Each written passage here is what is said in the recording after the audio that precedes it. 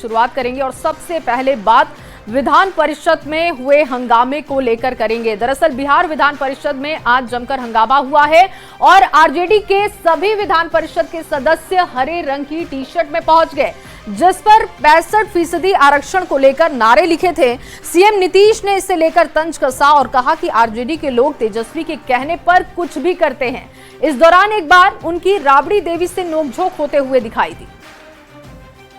को इसी का है, इसके हस्बैंड करता है। अरे ये बेचारी की सबको कराया, ये सब बोगस चीज है। आरजेडी विधायकों की हरे रंग की ये टी शर्ट बिहार विधान परिषद में हंगामे का सबब बन गई। इस टी शर्ट पर नारे लिखे हुए हैं। अगर इसे पढ़ने में आपको परेशानी हो रही है तो सीएम नीतीश की जुबानी सुन लीजिए कि इस पर लिखा क्या है। कभी नहीं था, वो खड़ा हो ना, अरे वो खड़ा हो ना। देखिए, तेजस्वी सरकार में बड़ी बिहार की 65% आरक्षण सीमा को 9वीं अनुसूची में शामिल करना। जरा और देखो ना, नीचे लिखा हुआ है आरक्षण चोर बीजेपी एनडीए। और करो आप सामने जवाब दो। ये इन्हीं लोगों का पार्टी जो है। अरे बैठो ना, तोरा कुछ। दरअसल आरजेडी के विधान पार्षद 65% आरक्षण को नवी अनुसूची में शामिल करने की मांग पर अड़े थे और उनकी अगुवाई कर रही थी पूर्व मुख्यमंत्री राबड़ी देवी। आरक्षण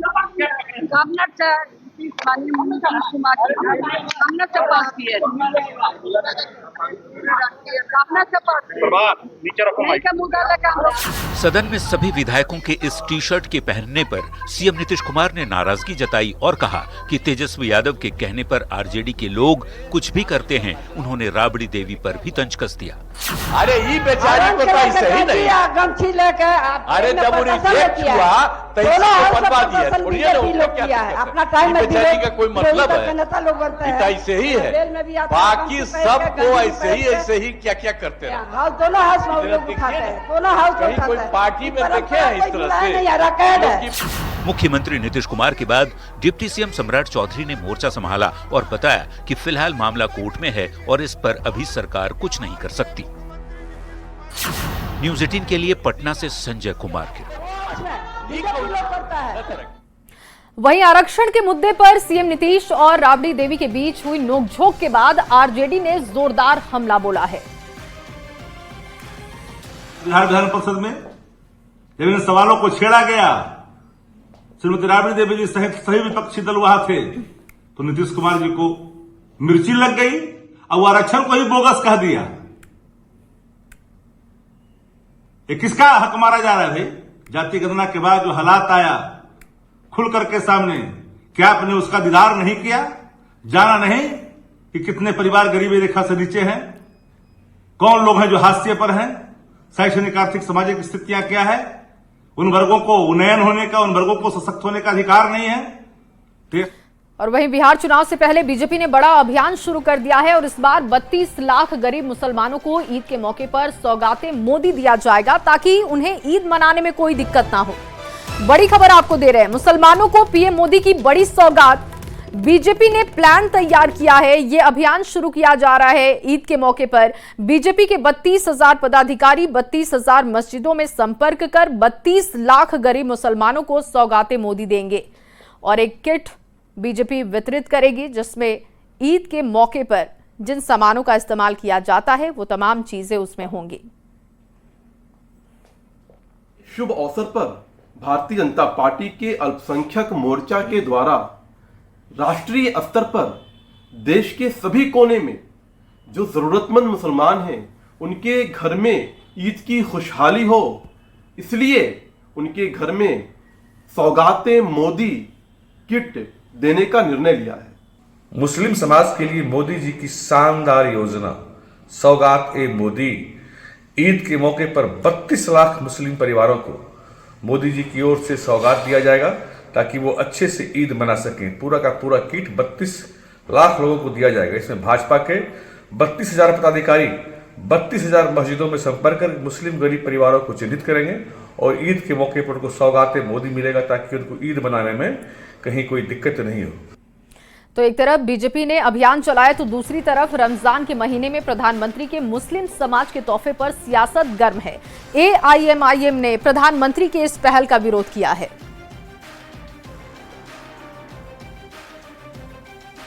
के अलावा और कुछ भी नहीं है, इसलिए वो भीख देना चाहते हैं। मुसलमानों को भीख की जरूरत नहीं है, सौगात की जरूरत नहीं है। इस मुल्क में इंसाफ की जरूरत है। बिल्किस के खून को इंसाफ मिले, पहलू खान को इंसाफ मिले, वक्फ बोर्ड को इंसाफ मिले। इंसाफ की तलब है, मुसलमानों को भीख की तलब नहीं है। मोदी जी ने मुसलमानों को भिखारी समझा है। और एक अहम जानकारी मिल रही है जिसमें जेडीयू का बड़ा दावा सामने आ चुका है कि महागठबंधन को लेकर ये जेडीयू ने बड़ा दावा किया है कि कभी भी किसी भी वक्त महागठबंधन टूट सकता है। जेडीयू की तरफ से यह दावा किया जा रहा है। जेडीयू के राष्ट्रीय प्रवक्ता राजीव रंजन का बयान सामने आया है। उन्होंने कहा कि कांग्रेस और आरजेडी में सब ठीक नहीं है। कल आरजेडी की इफ्तार पार्टी थी और उसमें कांग्रेस के कई बड़े नेता शामिल नहीं हुए। इसका दावा करते हुए उनका कहना है कि ये महागठबंधन कभी भी टूट सकता है। बड़ी खबर आपको दे रहे हैं, कभी भी टूट सकता है महागठबंधन, जेडीयू का दावा है। दरअसल इफ्तार पार्टी का आयोजन था आरजेडी की तरफ से कल, लेकिन कांग्रेस के कई चेहरे वहां पर दिखाई नहीं दिए। जिनको कार्ड भेजा गया था वो लोग नहीं पहुंचे, जिसके बाद से जेडीयू के पास ये मौका है। जेडीयू ये दावा कर रही है कि ये महागठबंधन जो चल रहा है ये कभी भी टूट सकता है, किसी भी वक्त टूट सकता है, क्योंकि जो तस्वीर सामने दिखाने की कोशिश की जा रही है उसमें अंदर खाने की तस्वीर बहुत अलग है।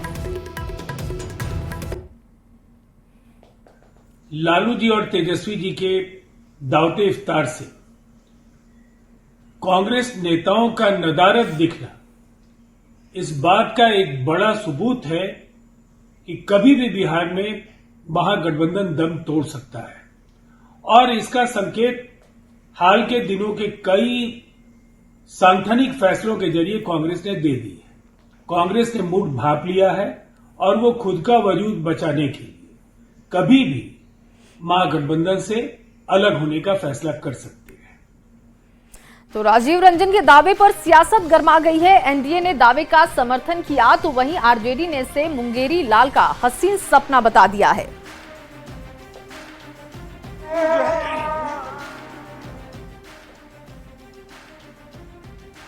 वहाँ कुछ भी हो सकता है और न कांग्रेस अपने जगह पर कोई निर्णय लेने में सक्षम है और आरजेडी का तो मनोबल है ही बढ़ा हुआ और आरजेडी तो कोई महत्व जो है कांग्रेस को देती नहीं है और उनका जो भाषा है ऐसे लग रहा है जो कांग्रेस उसका पिछलग्गू बन चुका है।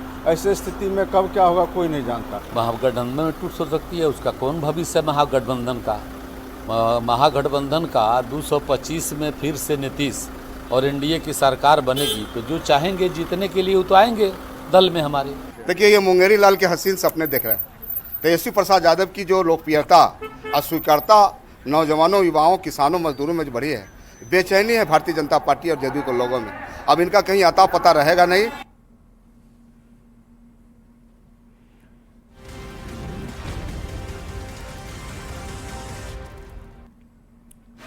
और वहीं इंटर का रिजल्ट जारी आज हो चुका है। बिहार बोर्ड के इंटर का रिजल्ट जारी हो चुका है और सबसे खास बात यह है कि तीनों ही संकाय यानी कि साइंस, आर्ट्स और कॉमर्स में बेटियों ने परचम लहरा दिया है। साइंस में पश्चिम चंपारण की प्रिया जायसवाल टॉपर हैं, आर्ट्स में वैशाली की अंकिता और कॉमर्स की अगर बात की जाए तो वैशाली की रहने वाली रोशनी कुमारी ने टॉप किया है। कुल 86.56% परीक्षार्थी पास हुए हैं। और सबसे अच्छी जो बात है कि तीनों ही संकाय में बेटियों ने परचम लहराया है। रोशनी कुमारी कॉमर्स की टॉपर है, प्रिया जायसवाल साइंस की टॉपर है और आर्ट्स में अंकिता कुमारी और साकिब शाह जिन्होंने टॉप किया है। कुल मिलाकर रिजल्ट की बात की जाए तो 86.56% परीक्षार्थी पास हुए हैं। ये देखिए उन बच्चों की तस्वीरें दिखा रहे हैं जिन्होंने टॉप किया है। प्रिया जायसवाल आज उनके घर में मिठाई बांटकर खुशियां मनाई जा रही हैं क्योंकि मेहनत और उसके बाद नतीजों का दिन बहुत ही खास तरीके से सेलिब्रेट किया जा रहा है। प्रिया जायसवाल साइंस की टॉपर है। कॉमर्स की अगर बात की जाए तो कॉमर्स में भी बेटी ने ही टॉप किया। रोशनी कुमारी कॉमर्स की टॉपर हैं और आर्ट्स में अंकिता कुमारी और साकिब शाह 2 जनों ने टॉप किया है। साइंस, आर्ट्स और कॉमर्स में बेटियों का परचम है।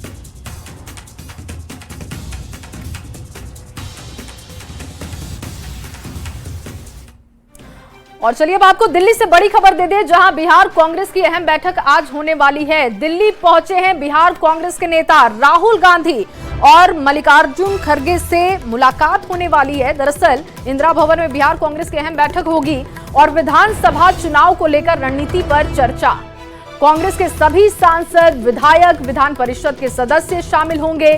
बिहार कांग्रेस अध्यक्ष राजेश कुमार और प्रभारी कृष्णा अल्लावरू समेत बिहार के पार्टी के वरिष्ठ नेता इसमें शामिल होंगे। इफ्तार में शामिल नहीं होने पर कांग्रेस नेताओं ने सफाई दे दी है। देखिए, जिसको लेकर लगातार कमेंट आ रहे हैं, अब उस पर भी कांग्रेस ने सफाई दी है। कहा, बैठक के कारण आरजेडी की इफ्तार पार्टी में वो शामिल नहीं हो सके। आज बैठक होने जा रही है, राहुल गांधी और खड़गे से मुलाकात होगी। तमाम बिहार के बड़े नेताओं की विधानसभा चुनाव को लेकर रणनीति पर चर्चा की जाएगी। सांसद, विधायक और एमएलसी इसमें मौजूद होंगे। इस चुनावी वर्ष में हमारी तैयारी जोर शोर से चल रही है और कई मीटिंग भी हुई और लगातार आपने देखा कि इस वर्ष में 2025 में आदरणीय नेता राहुल गांधी जी भी पटना की धरती पर उतरने का काम किया। तो हम लोग पूरे जोर शोर से तैयारी कर रहे हैं। 2025 की लड़ाई है, ये लड़ाई आसान लड़ाई नहीं है, लेकिन हम लोग मजबूती से चुनाव लड़ेंगे। हम लोग जाएंगे अब संगठन के बारे में, संगठन को कैसे मजबूत किया जाए उसकी रूपरेखा तैयार होगी। बिहार में आगे आने वाले समय में चुनाव है विधानसभा का, तो उसको लेकर रूपरेखा तैयार होगी और बैठक में उस पर निर्णय लिया जाएगा। तो ये सब सारी चर्चा और उनका मार्गदर्शन हम लोग प्राप्त करेंगे। हम लोग चूंकि दिल्ली आना था तो हम लोग तो दिल्ली आ गए, लेकिन अभी वहां थे कि नहीं थे राजेश राम जी हमारे प्रदेश अध्यक्ष और हमारे प्रभारी, उनको आमंत्रण था कि नहीं था ये मुझे पता नहीं है। अगर हम लोग रहते, बैठक नहीं रहती और कल हम लोग सब लोग आ गए हैं रहते तो निश्चित तौर पर वहां जाते। वो हम लोग के पार्ट अभी हम लोग का महागठबंधन सरकार नहीं है, लेकिन हम लोग विपक्ष में एक साथ हैं। आदरणीय लालू प्रसाद यादव जी हैं, तेजस्वी यादव जी हैं, कांग्रेस के हम लोग आदरणीय राव साहब, हम लोग एक हैं। इसलिए कल अगर हम लोग वहां मौजूद रहते तो निश्चित तौर पर वहां जाते हैं।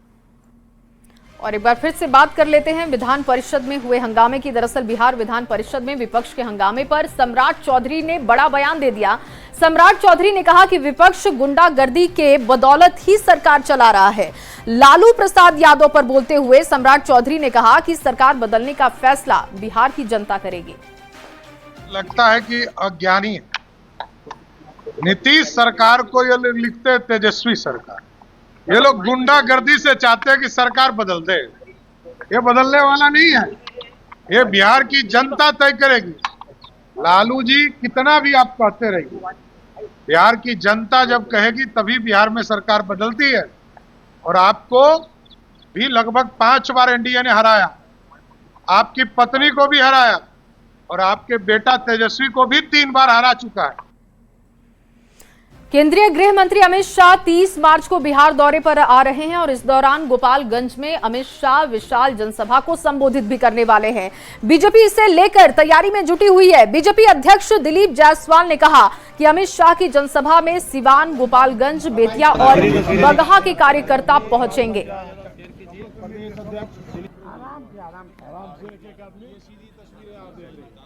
पुलिस लाइन मैदान में उनका बहुत ही बड़ा विशाल जनसभा होगा।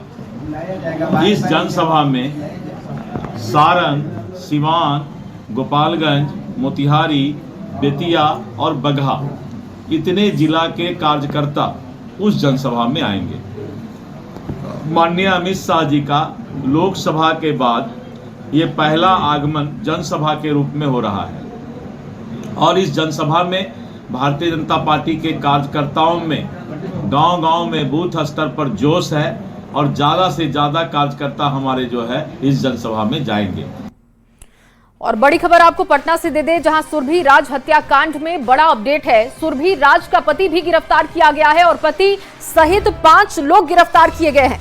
बड़ी खबर, बड़ा अपडेट आपको दे रहे हैं। सुरभि राज हत्याकांड में ये बड़ा अपडेट है, जहां सुरभि राज का पति गिरफ्तार किया गया है। इसके अलावा पति सहित 5 लोग गिरफ्तार किए गए। एक महिला स्टाफ की गिरफ्तारी की गई है। सभी आरोपियों की कोर्ट में पेशी हुई। तो इस मामले में लगातार एक के बाद एक कड़ी सामने आ रही है और जानकारी जो सामने आ रही है कि पति सहित 5 लोग गिरफ्तार किए गए हैं। सभी को कोर्ट में पेश किया गया था। एक महिला स्टाफ की गिरफ्तारी हुई है। ये मामला कहीं ना कहीं अब सुलझता हुआ भी दिख रहा है। सभी आरोपियों की कोर्ट में पेशी हुई। बड़ी खबर, बड़ा अपडेट ये है सुरभि राज हत्याकांड में, जहां पर पति की गिरफ्तारी हुई। पति सहित 5 लोग गिरफ्तार किए गए हैं। एक महिला स्टाफ की भी गिरफ्तारी। 22/3/2025 को संध्या में अगमकुआं थाना को सूचना मिली कि एशिया हॉस्पिटल की संचालिका को अज्ञात लोगों द्वारा गोली मारी गई है। घटना के सत्यापन हेतु अगमकुआं थाना मौका वारदात पर पहुंची। उनको बताया गया कि जो विक्टिम है उनको एम्स शिफ्ट किया गया है, जहां से सूचना प्राप्त हुई कि उनकी मृत्यु हो चुकी है। इसी क्रम में हत्याकांड का FIR रजिस्टर करते हुए इसका अनुसंधान किया गया और अनुसंधान उपरांत जो मानवीय इनपुट्स हैं और जो टेक्निकल इनपुट्स हैं उनके आधार पर इस हत्या के षड्यंत्र रचने एवं साक्ष्यों को छिपाने में 5 लोगों को अरेस्ट करके माननीय न्यायालय में फॉरवर्ड किया गया है। और अब खबर कोसी से है, जहां कोसी का PMCH कहे जाने वाले सहरसा सदर अस्पताल में घूसखोरी का मामला सामने आया है। ये मामला तब सामने आया जब अस्पताल में भर्ती एक मरीज के परिजन से OD स्लिप को थाना भेजने के एवज में 200 रुपए की मांग की गई। सतर कटैया की रहने वाली रुखसाना खातून, जिन्हें मारपीट में गंभीर चोटें आई थी, उन्हें सदर अस्पताल भेजा गया था। जब रुखसाना के पति मोहम्मद मौसिम ने अस्पताल कर्मी से OD स्लिप भेजने की बात कही तो कर्मी ने पहले 200 रुपए की मांग की थी। बाद में 150 रुपए देने पर कर्मी ने OD स्लिप सदर थाना भेजी थी। अब इसका किसी ने वीडियो बना लिया, इसको वायरल कर दिया, जिसमें मामले की अब जांच हो रही है। है आपका घर पर मारपीट हुआ था, उसको लेके आए सदर बाजार, अभी सदर हॉस्पिटल। उसमें डॉक्टर देखा, केस के मामला था, तो भर्ती लिख दिया था। OD कल से अभी तक थाना नहीं पहुंचा है, इसलिए पहुंचाने के लिए बोले थे तो बोला 200 रुपया दो तो पहुंचा देंगे। तो 200 रुपया में नहीं हुआ तो कल से नहीं पहुंचा, अभी फिर दिए 150 रुपया तब पहुंचाया। और अगली बड़ी खबर सासाराम से है, जहां ओम ज्वेलर्स में चोरी की वारदात हुई है और चोरी करते पकड़ी गई हैं 5 महिला चोर। दुकान में ग्राहक बनकर आई थी। तलाशी में चोरी के जेवर बरामद किए गए। मामले की जांच में अब पुलिस जुटी हुई है। शिव सागर बाजार की यह घटना बताई जा रही है। ग्राहक बनकर महिला दुकान में दाखिल हुई और देखिए किस तरीके से ये महिलाएं वहां पर चोरी करती हुई पकड़ी गई। शिवसागर बाजार की घटना बताई जा रही है। दुकान में ग्राहक बनकर आई थी और तलाशी में चोरी के जेवर बरामद हुए। सासाराम से ये बड़ी खबर आपको दे रहे हैं। और जब कैमरे को खंगाला गया तो इन महिलाओं की पहचान की गई। शिवसागर बाजार की घटना, जहां पर जेवर सहित महिलाओं की गिरफ्तारी हुई है। ओम ज्वेलर्स की यह घटना बताई जा रही है। वहीं बिहार के मोतिहारी जिले में पंचायत के एक सरपंच की शराब तस्करी में संलिप्तता उजागर हुई है। बंजरिया थाना पुलिस ने पचरुखा पश्चिम पंचायत के सरपंच नाथू राय को उनके घर से गिरफ्तार कर लिया है। नाथू राय लंबे समय से शराब का अवैध कारोबार कर रहे थे और उनकी गिरफ्तारी के लिए पुलिस कई दिनों से छापेमारी भी कर रही थी। 5 मार्च को पुलिस ने गश्त के दौरान आरोपी को पकड़ा है। शराब भट्टी पर छापा किया था। उस समय नाथू राय फरार भी हो गया था, लेकिन पुलिस ने सरपंच के खिलाफ प्राथमिकी दर्ज कर तलाश जारी रखते हुए दोबारा सरपंच को पकड़ लिया और आगे की अब पुलिस कार्रवाई शुरू हो चुकी है। और अगली खबर कटिहार से, जहां कटिहार पुलिस ने फिरौती के लिए अपहरण की गुत्थी को सुलझाने का दावा कर लिया है। दरअसल पुलिस ने 2 अगवा युवकों को मुक्त कराने के साथ ही अपहर्ताओं को भी गिरफ्तार किया है। 17 मार्च को कार के साथ अपहर्ताओं ने 2 युवकों को अगवा कर लिया था। साथ ही 6 लाख रुपए की फिरौती मांगी गई थी। अपहर्ताओं ने कार को भाड़े पर बुक किया था। कार लेकर पश्चिम बंगाल के मालदा पहुंच गए थे और वहां जाने के बाद कार चला रहे दोनों युवकों को अगवा कर लिया और परिवार वालों से 6 लाख रुपए की फिरौती मांगी गई थी।